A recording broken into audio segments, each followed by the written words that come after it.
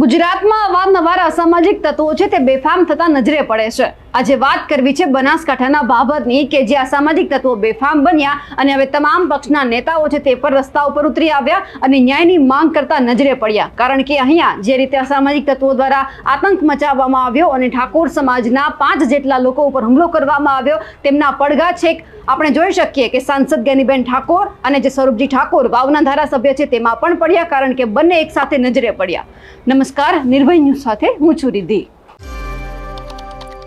બનાસકાંઠાના ભાભરની અંદર થોડા દિવસે ઘણા બધા લોકો આવ્યા અને જે ઠાકોર સમાજના 5 જેટલા લોકો છે તેમની ઉપર હુમલો કરવામાં આવ્યો। એ પછી આખી ઘટનાએ બનાસકાંઠા જિલ્લામાં ચર્ચાનું જોર પકડ્યું અને હવે ક્યાંક એવું લાગી રહ્યું છે કે જે અસામાજિક તત્વો છે તેમને પોલીસનો કોઈ ડર જ નથી, કારણ કે જ્યારે આ ઘટના બની પછી એવું લાગ્યું કે તમામ નેતાઓ છે પોતાના પક્ષ ભૂલી અને સમાજ માટે ભેગા થયા, કારણ કે જ્ઞાનીબેન ઠાકોર છે અને સાથે સ્વરૂપજી ઠાકોર છે, આ બંને એક સાથે નજરે પડ્યા। જે રીતે ઠાકોર સમાજના લોકો ઉપર હુમલો કરવામાં આવ્યો એટલે ક્યાંક એવું સામે આવ્યું કે સમાજની એકતા દેખાઈ અને હવે માંગ એક જ કરવામાં આવી છે કે આ તમામ લોકોને ઝડપથી પકડવામાં આવે અને તેમનો વરઘોડો કાઢવામાં આવે। સૌથી પહેલા જ્યારે આ ઘટના બની એમના ઉપર જ્ઞાનીબેન ઠાકોર અને જે વાવના ધારાસભ્ય છે સ્વરૂપજી ઠાકોર તેઓ શું કહી રહ્યા છે તે સાંભળીએ। જે એમના ઉપર હુમલો કરવામાં આવ્યો અને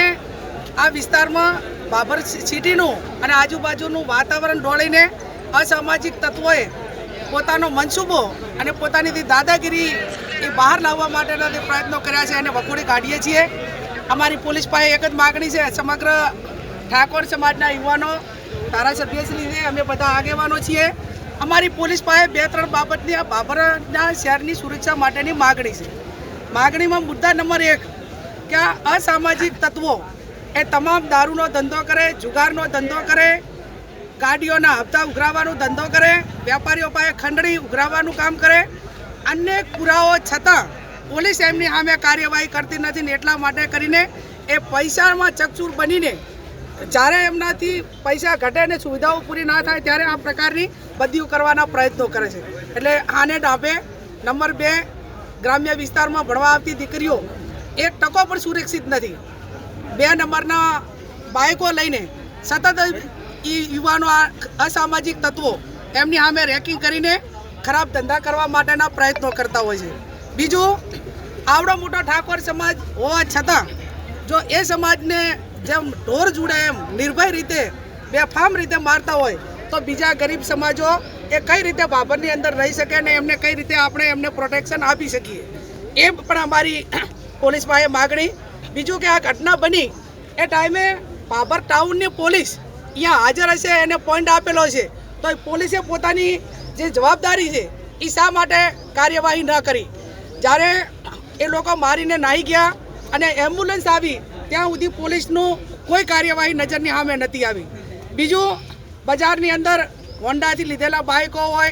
બીજું અન્ય ઉઘરાણી હોય તો જે તે એજન્સીઓને કરવાની હોય, પોલીસને કરવાની હોય, એના બદલે અસામાજિક તત્વો એ આ વારંવાર હોન્ડાવાળાના બાઇકવાળા પાસે હપ્તાને ઉઘરાણી કરાવતા હોય છે અને એના હિસાબે અવારનવાર આ બબાલું થતી હોય છે। એટલે આ કેસમાં અમારી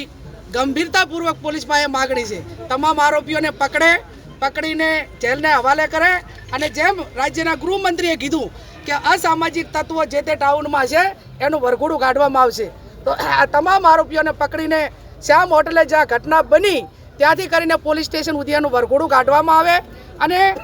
એમના સામે કડકમાં કડક કાર્યવાહી કરીને એની સાથે સંકળાયેલા જે વોટ્સએપ ગ્રુપો છે એ વોટ્સએપ ગ્રુપો મારફત વારંવાર મેસેજ કરીને ટોળા ભેગા કરીને એ ક્યારે સામૂહિક હુમલા કરે છે, તો આ કઈ રીતે બંધાય? આ બાબતની માગણીઓ એ અમારી પોલીસ પાસે છે। અત્યારે અમે બધા જ બજારમાં મૌન રીતે ચાલીશું, બજારના વેપારીઓને વિનંતી કરશું કે બજાર બંધ રાખીને અમને સમર્થન આપે અને કાયદો અને વ્યવસ્થા જળવાઈ રહે એ રીતે શાંતિમય રીતે પોલીસ સ્ટેશન જઈ અને અમે અમારી માગણીઓ મૂકીશું।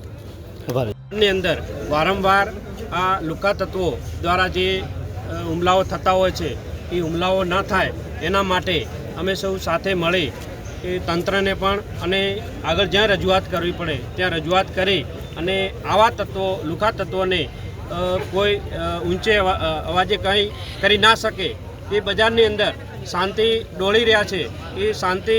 ન ડોળાય અને